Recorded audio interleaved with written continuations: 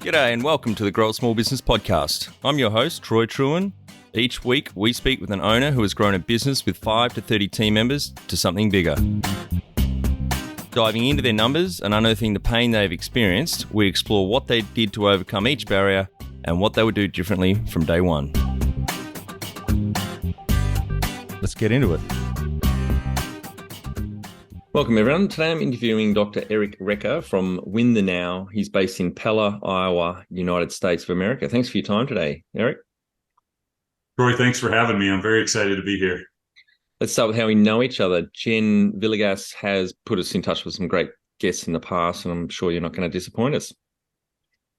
I'm going to try to do my best. We'll see if we can make a good team for the next little while. But tell our audience a bit about your business, what it does and how it makes money. Yeah, so two businesses. I'm a dentist by trade. That's what I went to school for, went to dental school for, and I have been a practicing dentist for almost 21 years. And through a series of burnout and other life circumstances, I'm now also own a company called Win the Now. And what I do through Win the Now is coaching, speaking, writing, blogging, website, all of that kind of stuff. But my goal is to help other people on their burnout journey to not get as far down that road as I did, because it's a scary journey. And if I can help people along the way, then that's what I want to do. And do you focus only on business owners? And if so, is it mainly dental practices or just business owners in general or just people in general? Yeah, I would say that I cater a little bit more towards high achievers. So I would say that the studies show 70% of people have faced burnout. And I would say that probably the 30% of people who haven't faced burnout probably are more likely to be on their couches and never get motivated enough to get to a point where they could get burned out. So I think most of us have faced it at some level. So if you face burnout, I'd love to have a conversation about it. Yep, I certainly have many times. I've got the coffee mug and the t-shirt. Yeah. Well, how did you start out? So I went through 3 significant rounds of burnout.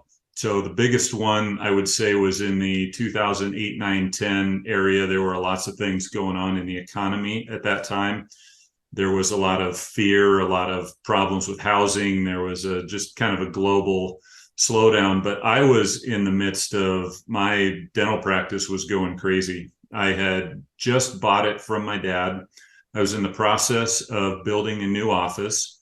I was training for 2 Ironman triathlons, and I was on 3 boards, and I was coaching both of my kids in soccer. So looking back on it forensically, obviously that was way too much. But at the time I didn't see it, sort of like the frog in the water. When you turn it up and it boils, they don't even notice it. I didn't even notice until I started seeing some of the other signs. So that's kind of when it all started. I went through another round of burnout. And then around the time of COVID, it reared its ugly head again. And that's when I got very close to walking away from my dental practice. I actually had a plan to sell it to another dentist, and then I was just going to walk away. I didn't know what I was going to do. I just knew I wasn't going to do that anymore. And I guess when things get so uncomfortable that the pain of change is less than the pain of staying the same, then you end up doing something. And that's how Win the Now was born.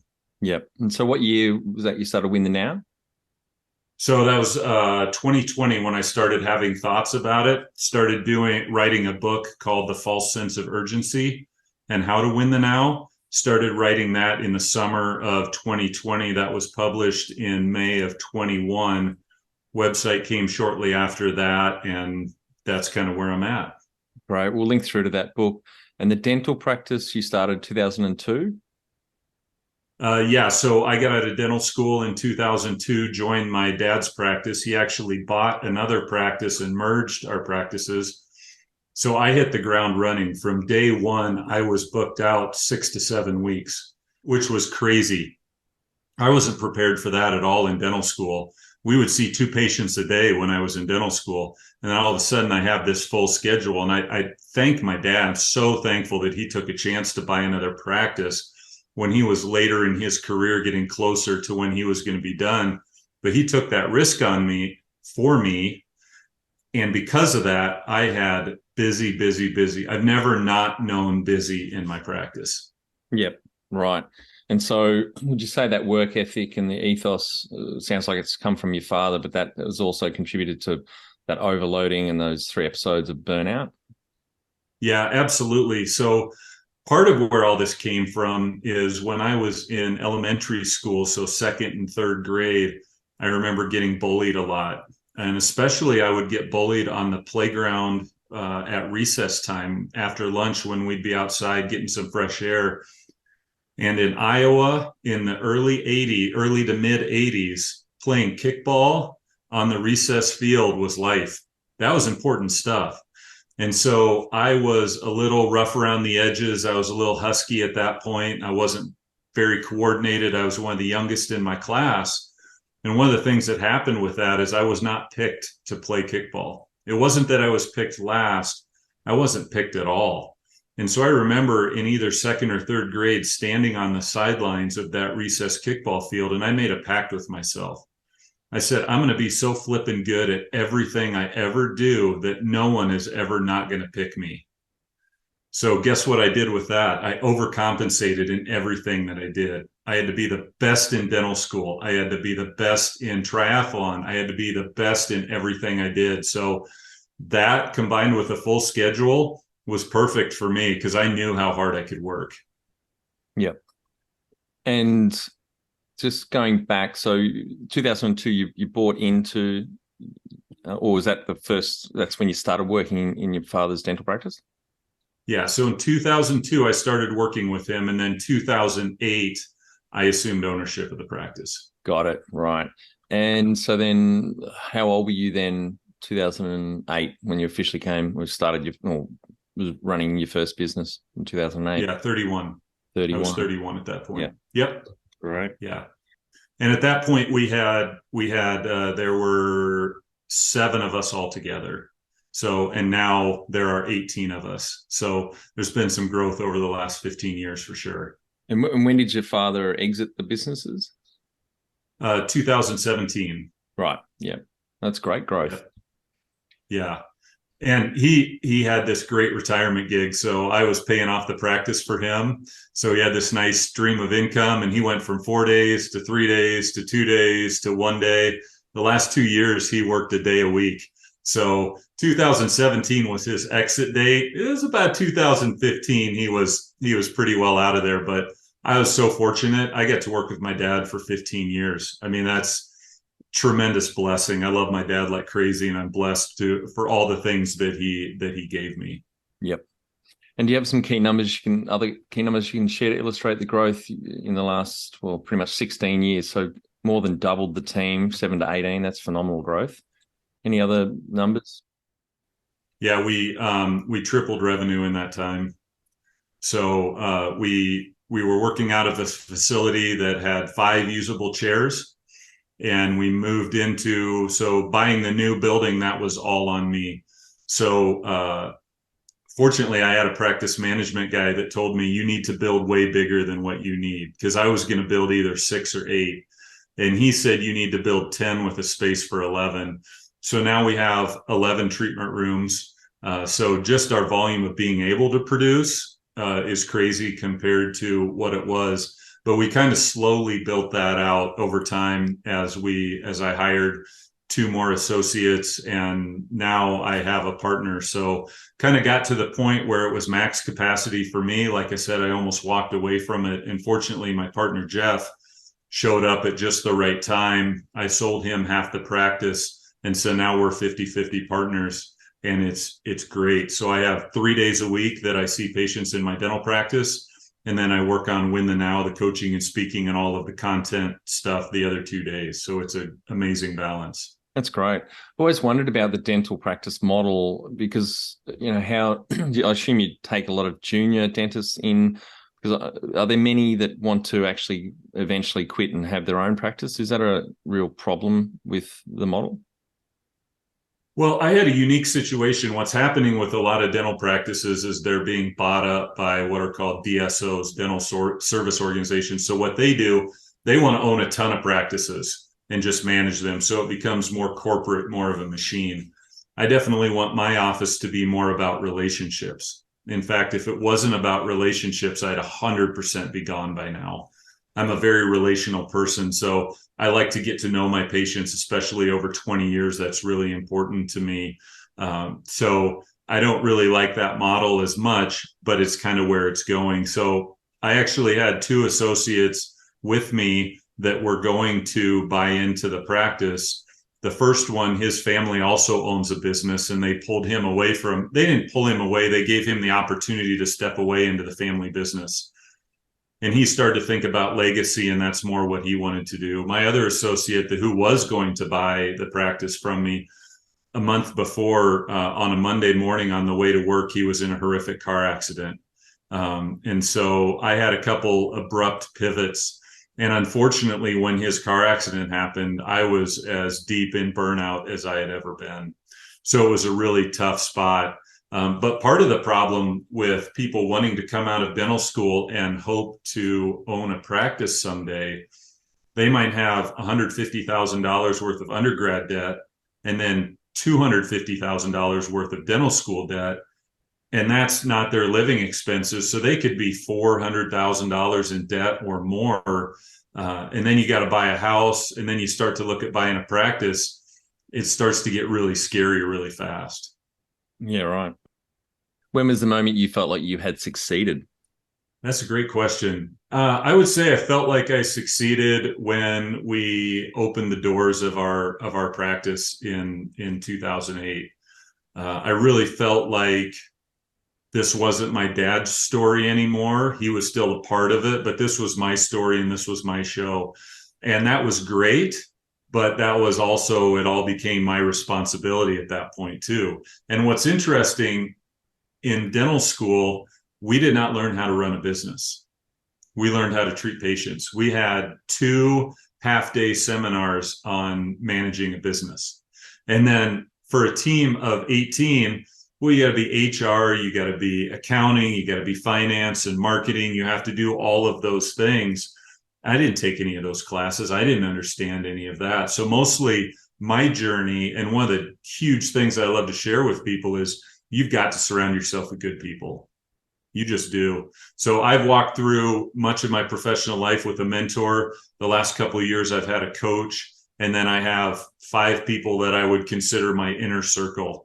And those would be my 2 a.m. friends, the people that I could call at 2 a.m. with any problem, and they'd be there to help me out, to help see it through. Yep. What does success look like to you? That's interesting, because if you asked me that question when I started, I would say that success looked like making money, setting up myself for retirement, having lots of nice stuff, all of those things that you want right when you start out. I would say right now, what success looks like is impact. So I want to have an impact on my patients. I want to provide jobs for my team. I want to be very deep in relationships. As far as my coaching and speaking goes, I want to teach people to live present in their own lives. I want to teach them and help them to live a life that they don't need to wake up from. I want to help them be their best version so that they can be able to have an impact on their people. So I've gone from a point of, when I started kind of focusing on me, to now I'm starting to focus more on legacy. Like, how can I leave a wake of blessing? I had a pastor tell me that one time when we were meeting. He said, "Eric, I see you as a ship that's sailing down the ocean, and you are leaving a wide wake of blessing behind you." And that's what I want to do. So I don't want to be somebody who's just known for, after I'm gone from this earth, boy, he had all this stuff and he did all these things, because people will forget what you say, but they'll never forget how you made them feel. So I want people to feel like they have a plan and feel good about that plan going forward. Yeah, I think how to win the now, what you're moving your focus to, is even more needed these days, because everyone's so busy, they're so distracted.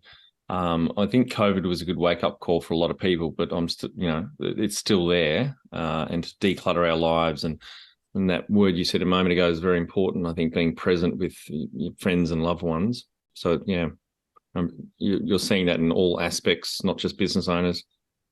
I am. Yeah. And I think what's happening is we are either stuck in the past or we're worried about the future.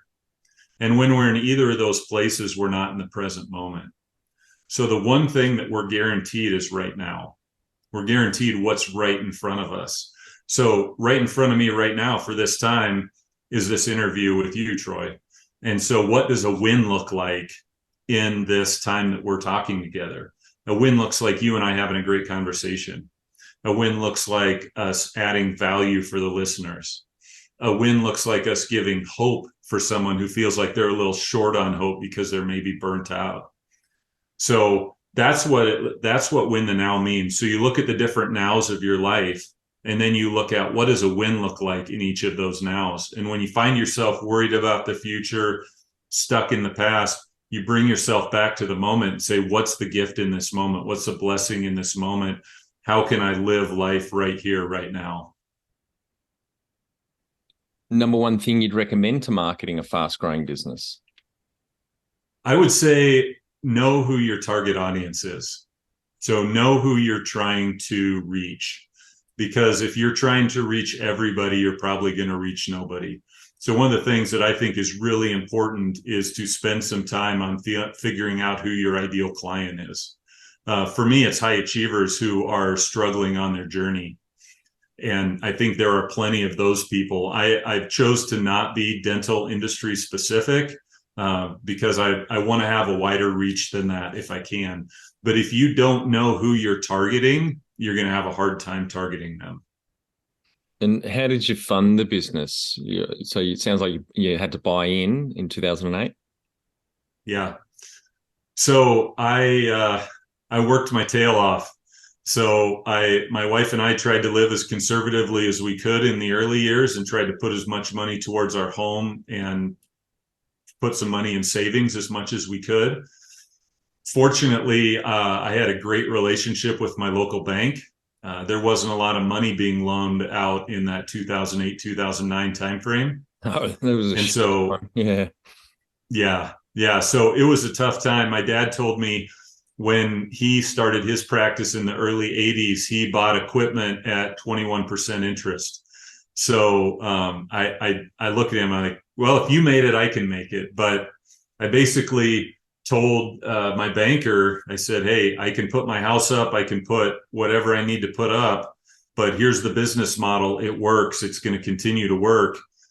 And fortunately, they took a chance on me. And so I really, by the time the business was done being built, I had to have 20% ready to put down on it. I didn't have that when it started. So that year while it was being built, that was a lean year. And basically what I did, I don't like debt.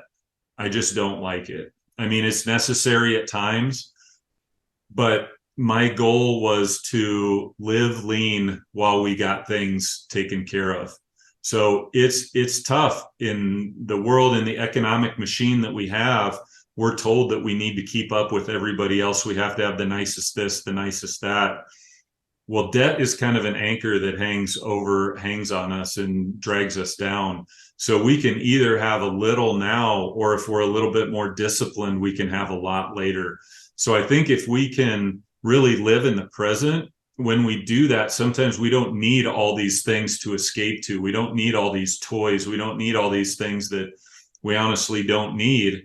And then when we get some other obligations taken care of, we're open to some other possibilities. Because my wife and I were so disciplined, right now we get to spend a week in Utah at our vacation home that we have. And that's because we made some sacrifices early on. So I feel like those are some of the best decisions that we made. But if you do have to seek outside financing, just know for sure what you're going to use it for. It's not always, if it's not going to be an answer to help you solve a problem for your ideal client or grow your business, be sure you don't take on bad debt just for the sake of trying to grow. Yep, totally agree. If you were to start up today with plenty of funding, would you go into your industry or either industry, I guess? Yeah, so that's a great question. So I don't regret anything that's happened to me through dentistry, even though it led to a lot of burnout. That wasn't dentistry's fault. That was kind of the way I was wired in some of my past and not understanding it. If I had to go through it again, I would go through it again because I've met so many amazing people. I've been able to touch so many lives, been able to get people out of pain. And because I have this whole life experience, this whole journey that I'm able to teach on. So if I started back at day one and said I wanted to be a coach and a speaker, no way. I don't have any content. I don't have any material. So I needed these life experiences to be able to do what I'm able to do today. Can you outline the most stressful point in your small business growth journey so our audience can learn from it? Yeah, it was definitely that point where I'd say 2 points. It was definitely that point I talked about earlier with the burnout and just feeling so overwhelmed. I was looking at over $1 million in debt for the practice, almost $500,000 in dental equipment. We still owed on our home. And the practice was fairly small still at that time. I hadn't hired an associate or anything like that. So that debt load was pretty crushing on me. And that was about the time that I started having some chest pain, started having some heart palpitations, and then I started experiencing panic attacks. I tell you what, those things suck. They are absolutely miserable. The world is just closing in on you and you feel like there's no escape, and it's really scary. And then, so I would have those sometimes in my basement office, knowing that I was already behind one floor above me and I had to get back up there, and I somehow had to suck it up and get through the day and then try to come home and be a husband and a father and all the stuff that I had to do. So that was one of the biggest things. The other biggest thing was when my associate told me that he was going to be leaving to work with his family business. We had plans. I had plans with him, and I did not want, as much as I didn't want him to stay in the practice, if that wasn't going to be what was going to fulfill his purpose long term, selfishly, I really wanted him to stay in the practice because that was going to help me with my goals. So those were those two. And I guess certainly being closed for 8 weeks during COVID was a test as well. So I'd say probably those three things. How did you work through the panic attacks? I had them probably 15 years ago, soon after my mother died. They just appeared out of nowhere and didn't know what the fuck they were. And yeah, it was a really tough few months to kind of understand and work through them. But how did you deal with them? I had to be honest about what it was. So I'd been sneaking around it, and I kept trying to go around the problem of burnout. I tried to go around it. Selling my practice would have been going around the problem. I would have had to face it no matter how I escaped to it. So I had to be really freaking honest about what was going on. And I think that's huge. I think if we're on this burnout journey, we have to say it. We have to say it out loud. Preferably we say it to somebody who we can trust, so we tell it to another person. I have a great friend, Todd, who I've been having lunch with him for 15 years. On Tuesdays, we have lunch at my office. He comes over. He owns a business in town as well. I just had to say, Todd, I'm torched, man. I'm burned out. I'm having these, I didn't even know they were panic attacks, but I'm having this tightness in my chest. I'm having this splitting headache. The walls are closing in. I feel like I'm going to pass out. My heart wants to leap out of my chest. What is all of this? And he said, I don't know, man, but I think that's a panic attack. And so I did some more research and figured that. But that day I got it into the open. I named it. I said, I'm having this problem and I can't keep it to myself anymore. And so I think that's the first step. And that's one of the biggest steps on this burnout journey is we have to be honest with ourselves. We have to quit hiding behind it, because the only way to get past burnout is to smash right through it. We just have to say, this is not going to be my reality. And we have to take some steps to try to get past it. Yep. What area in business do you feel you've had to work on the most to add the greatest value? I think I've had to work most on my communication skills, because dentistry is, as much of it is I tell you what you need and then we do it. Dentistry is sales. being a speaker is sales, being a coach is sales. So being able to communicate value to people, and then also just through relationships, being able to communicate with people. I see people in a very vulnerable state in my dental practice. I'm going to work in their mouth. That's the most private of places that people have, and it's can be the most gross place as well. But people allow me to do that, and because they allow me to do that, I need to be able to communicate that with them well to be able to have that trust.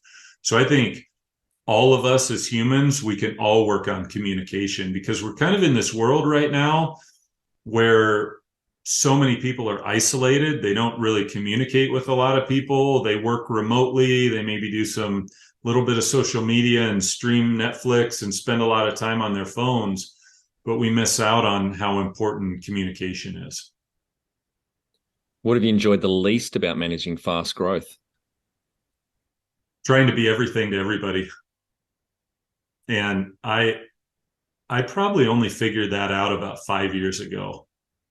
I remember I walked into work one day on Monday morning, and Monday mornings have always been a tough time for me. I think a lot of people don't like Monday mornings. They kind of get the Sunday scaries leading into Monday morning. And what I would often do is just walk around. We kind of have an oval in our office, and I would walk around that and kind of wrap my head around the day and pray over it and just try to figure out what was going to happen that day.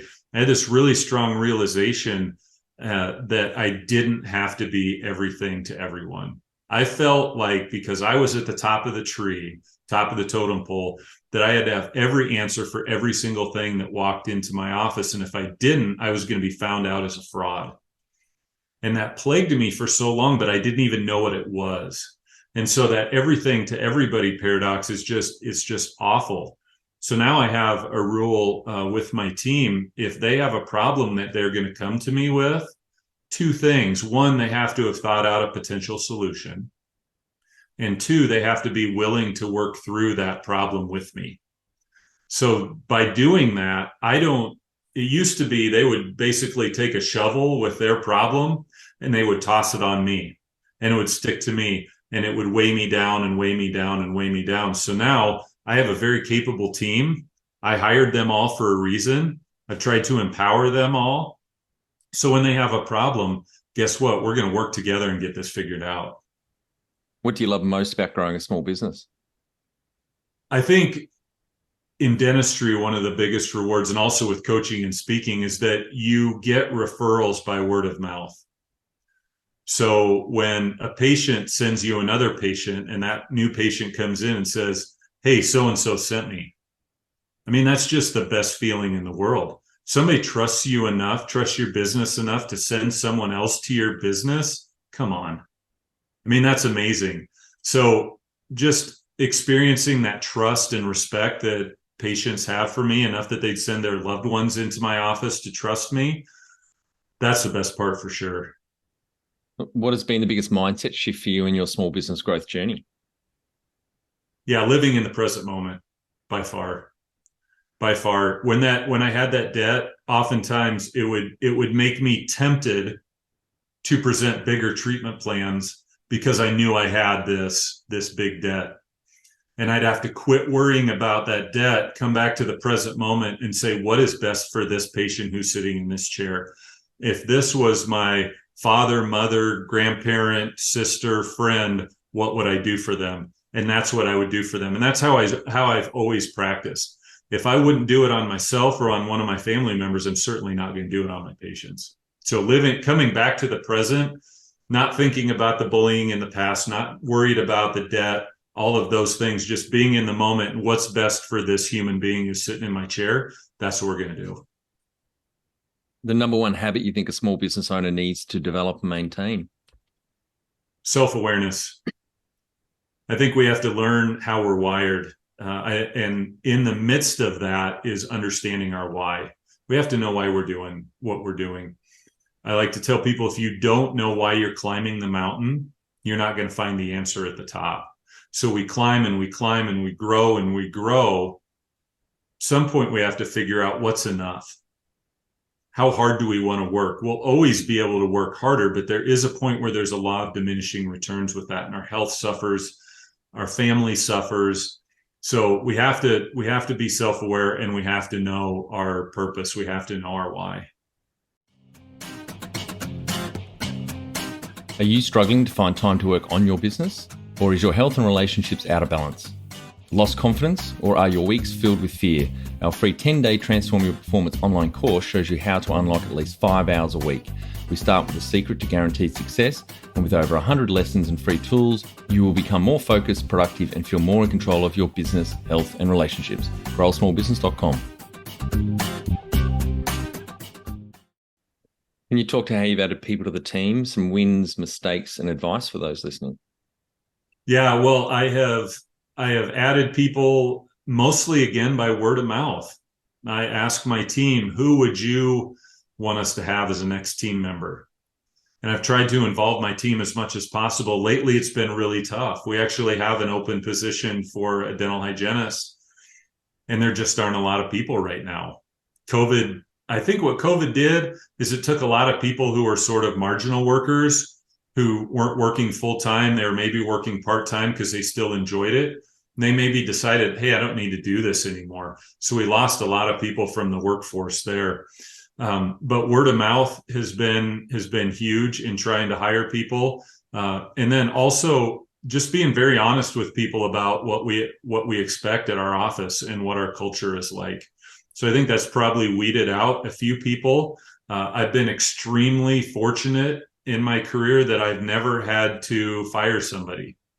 I've had two people that have sort of been caught in a lie about what they were doing. And so they said, would you like me to resign? Yes, I would like you to resign. So I've been very blessed that I haven't actually had to fire anybody. But we just try to set the right expectations up front and try to involve our team as much as we can in that hiring. What are some of the things you recommend to building a sustainable and kick-ass culture to help with the growth? Yeah, communication. Communication is so important. People now in this current culture want to work for something that means something. They want to be a part of a brand that they can relate to. We don't have as many people who just want to come in, punch a clock, and go home. If they start to feel like they're not a part of something, then they leave. So it's hugely important to me that I'm regularly communicating with all of my team members. Now, that may not be a sit down. It may just be a, hey, good morning, anything on your mind today? It may be just some praise that I give them because I saw them do something really amazing with a patient. But I try to thank my team regularly. I try to involve them in decisions. I try to give them avenues for their own concerns to be able to share them with me as much as possible. So I want my team to feel like they are part of a family, not just a cog in a wheel. Yeah, as I like to say, communication is the key to any relationship. I totally agree with you. Now, I think there's going to be some gold in this next question, Eric. Tell our audience how you've handled balance. Oh man, excuse me while I laugh a little bit about this one because I've struggled with it. You heard my story from earlier, but what's really interesting is in February I'm going to be leading a team of 6 business owners out to Utah to talk about that very thing. We're going to talk about work-life balance, and the theme for the week is going to be that everything has a cost. And so I think it's important that we realize that in business and in life, that everything we do has a cost. So if we say yes to one thing, we say no to something else. You can only say so many yeses before family suffers, before your health suffers. So I like to talk about something called the dam analogy. And so basically, in a nutshell, what that means is we are the dam. So if you've ever seen a dam, there's a lake on one side and then there's a river on the other side. So we're the dam. And what we do is as water flows through a dam, energy flows through us. And so we are in control of how that energy flows. So we're really good at the output part. We're really good at everything we do is outflow. So we have these commitments and we have this job and we have this energy that needs to be used for the basic body processes that we have. So we have all of these things. What we're not so good about is the inflow part of it. We're not good at refueling. We're not good at pausing. We're not good at slowing down, mindfulness, meditation, all of those good habits that help fill us up. So I think what we have to be prepared to do is look at the list of all the commitments we have in our lives, everything that we do. And that includes Netflix, that includes picking up our phones, that includes the clubs we belong to, the activities we do, exercise, everything. Make a list of every one of those commitments. It should take a while. And that even sleep, all those commitments that we have to have. And then how many of those commitments actually serve our why? And anything that doesn't serve our why, we have to ask the question, why is this on our list? And is this worth the outflow to make us have to find time to have more inflow? So we have to take care of ourselves. So I think that's taking care of ourselves, I think is the key to balance. Yep.